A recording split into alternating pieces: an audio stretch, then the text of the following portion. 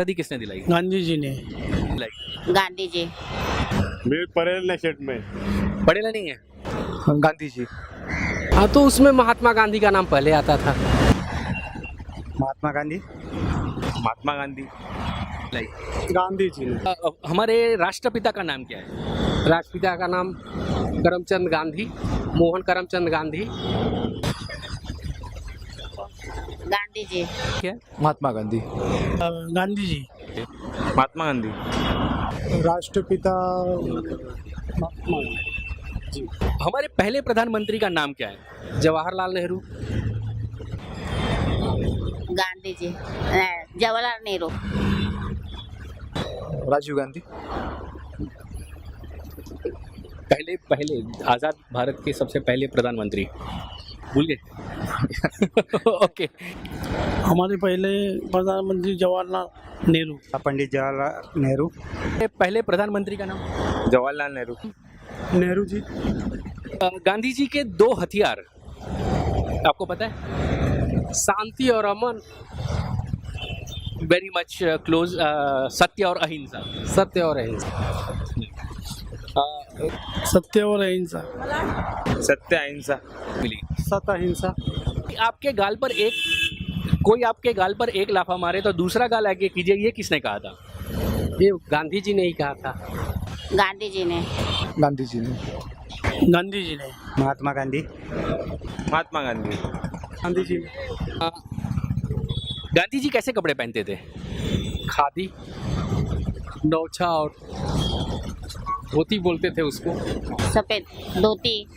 धोती को। गांधी जी जो normal white colour का एक सिंपल ड्रेस था और हाथ में कुछ लाठी टाइप रहता था उनके। धोती। धोती और कपड़ा एक शॉल था जी वही धोती और धोती रहती थी और ऊपर। जवाहरलाल नेहरू अपने कोट में कौन सा फूल लगाते थे? गुलाब। फ्लावर, रोज। जवाहरलाल नेहरू अपने कोट में गुलाब। रेड। गुलाब कोट में। गुलाब का। दोस्तों, किसी कालखंड में घटी घटनाओं का कालक्रम के अनुसार वर्णन ही इतिहास है। दूसरे शब्दों में कहें तो मानव की विशिष्ट घटनाओं का नाम ही इतिहास है। पर किसी घटना या किसी व्यक्ति के बारे में आधा सच और आधा झूठ बताना या पढ़ना कभी इतिहास नहीं हो सकता। आप लोगों ने पिछले वीडियो में देखा होगा कि हमने कुछ लोगों से इतिहास के संबंधित कुछ सवालात किए थे। उन सवालों के जवाब में लोगों ने एक भी क्षण गंवाए बिना जो कुछ कहा, क्या उस पर आपने ध्यान दिया? मुझे यकीन है कि ज़्यादातर लोगों ने इस चीज़ पर ध्यान नहीं दिया होगा, और वो इसलिए क्योंकि कहीं ना कहीं ये सारे सवालों के जवाब उनके दिमाग में पहले से ही फीड किए गए हैं। जानते हैं क्यों? चलिए हम बताते हैं। दरअसल पिछले कई दशकों से इतिहास पढ़ाने के नाम पर हमारा इस कदर सिस्टमेटिकली ब्रेन वॉश किया गया है कि हम एक रट्टू तोता बनकर रह गए हैं। तोता मैं इसलिए कह रहा हूँ क्योंकि सवाल पूरा होने से पहले ही कहीं ना कहीं लोग वही रटी रटाई बातें बोलना शुरू कर देते हैं, बिना समझे बिना जाने, क्योंकि यही सारी चीज़ें तो हमें स्कूल में कॉलेज में पढ़ाई जाती है। पिछले वीडियो में हमने लोगों से सबसे पहले ये पूछा था कि हमको आज़ादी किसने दिलाई, तो लोगों ने एक सेकंड भी गवाए बिना जवाब में गांधी जी का नाम ले लिया। इसके बाद जब हमने लोगों से ये पूछा कि हमारे राष्ट्रपिता कौन हैं, तो लोगों ने तुरंत कहा गांधी जी। और जब हमने लोगों से ये पूछा कि गांधी जी कैसे कपड़े पहनते थे, तो जवाब आया धोती पहनते थे। फिर हमने कुछ लोगों से ये भी पूछा कि अगर कोई आपके गाल पर एक चाटा मारे तो दूसरा गाल आगे कीजिए, ये किसने कहा था? इस बार भी लोगों ने यही जवाब दिया कि गांधी जी ने कहा। फिर हमने पूछा था कि हमारे देश के सबसे पहले प्रधानमंत्री का नाम क्या है, तो लोगों ने पलक झपकने से पहले ही बोल पड़े कि जवाहरलाल नेहरू। अब जब हमने उनसे ये पूछा कि वो अपनी कोट में कौन सा फूल लगाते थे, तो लोगों ने फौरन जवाब दिया गुलाब का फूल। चलिए अब हम पहले सवाल पर आते हैं, जिसके जवाब में सभी लोगों ने ये कहा कि हमें आज़ादी गांधी जी ने दिलाई। अब मैं लोगों से ये पूछना चाहता हूँ कि आज़ादी क्या किसी दुकान पर मिलने वाली कोई चीज़ है जो एक आदमी गया और लेकर आ गया, या उसे कहीं गिरी पड़ी मिली थी जो वो उठाकर लेकर आया? भाई बाप दादा हमारे मरे, खून हमारे बहे, और आज़ादी लाने वाला कोई और था? हो सकता है कि कुछ लोगों को मेरी ये बातें कड़वी भी लगे, लेकिन सच हमेशा कड़वा ही होता है साहब।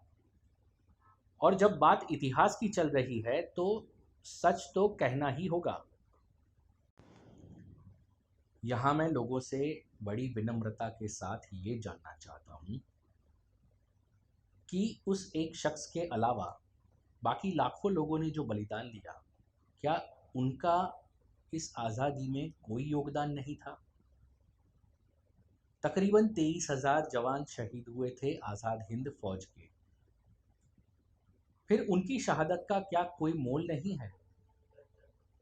क्यों उनका कोई नाम नहीं है इस इतिहास के पन्नों में? अगर आपको लगता है कि उनका नाम होना चाहिए तो क्यों नहीं हुआ?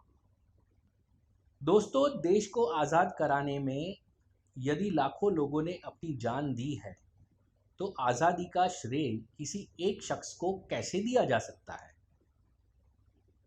अब हम आते हैं राष्ट्रपिता के मुद्दे पर।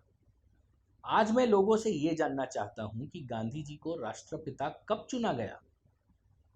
इस संबंध में कोई रेजोल्यूशन पास हुआ था? क्या उन्हें राष्ट्रपिता घोषित करने के लिए पहले देशवासियों से पूछा गया था? क्या किसी ने भी लोगों से ये जानने की कोशिश की थी कि गांधी जी को राष्ट्रपिता बनाया जाना चाहिए या नहीं? मैं ये पूछना चाहता हूं कि गांधी जी कैसे कपड़े पहनते हैं, इससे समाज और देश को क्या लेना देना?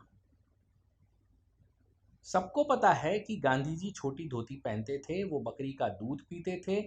अब जरा बताइए कि क्या इस तरह की छोटी छोटी बातों का इतिहास में जिक्र करना शोभा देता है? झूठा इतिहास पढ़ाने का सबसे बड़ा सबूत तो ये है कि जिस बात को जीसस क्राइस्ट ने कहा है, वो बात हमारे महान इतिहासकारों ने गांधी जी के मुंह से कहलवा दी। क्या आपको पता है कि कोई आपके गाल पर एक थप्पड़ मारे तो दूसरा गाल आगे कीजिए, ये बात गांधी जी ने नहीं, जीसस क्राइस्ट ने कही थी, और वो भी तकरीबन 1800 साल पहले। फिर क्यों किसी ने इस गलती को दुरुस्त नहीं किया?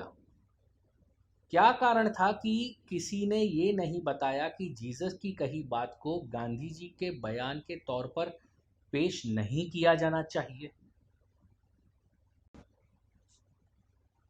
अब आते हैं जवाहरलाल नेहरू पर। वो देश के पहले प्रधानमंत्री तो थे, लेकिन यहाँ कोई भी साफ साफ ये नहीं बताता कि जवाहरलाल नेहरू प्रधानमंत्री कैसे बने। आपने कभी सोचा है कि वो वाकई में एक इलेक्टेड प्रधानमंत्री थे या सिलेक्टेड? दोनों में बहुत ही बड़ा अंतर होता है।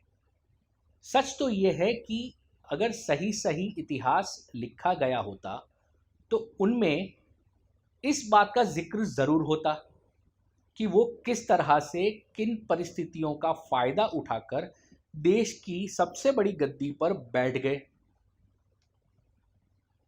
सच तो यह है कि प्रधानमंत्री बनकर उन्होंने जो जख्म दिया है, उसकी टीज आज तक देश भुगत रहा है और आगे भी न जाने कब तक भुगतना होगा। मैं तो ये कहता हूं कि जो लोग अब तक ये बताते रहे हैं कि जवाहरलाल नेहरू हर दिन कोट में गुलाब क्यों लगाते थे, वो ये क्यों नहीं बताते कि जवाहरलाल नेहरू ने आज़ादी की लड़ाई में क्या क्या योगदान दिया? वो ये क्यों नहीं बताते कि सावरकर जेल में कोल्हू खींच रहे थे और नेहरू जेल में बैठकर किताबें लिख रहे थे, अपनी बेटी को पत्र लिख रहे थे। लेकिन नहीं, उन्हें तो ये बताना है कि वो किस लिए गुलाब का फूल अपने कोट में लगाते थे। उन्हें बच्चे बहुत प्यारे थे। जैसा कि आपको पता ही है कि उनके इस प्यार को दर्शाने के लिए साल का एक दिन बाल दिवस के रूप में आज भी मनाया जाता है। खैर जो भी है, पर सवाल ये उठता है कि इस तरह के इतिहास को हम कब तक पढ़ते रहेंगे। ऐसा इतिहास पढ़ाकर हम आने वाली पीढ़ी को कौन सा संदेश देने जा रहे हैं? इससे देश का क्या भला होगा?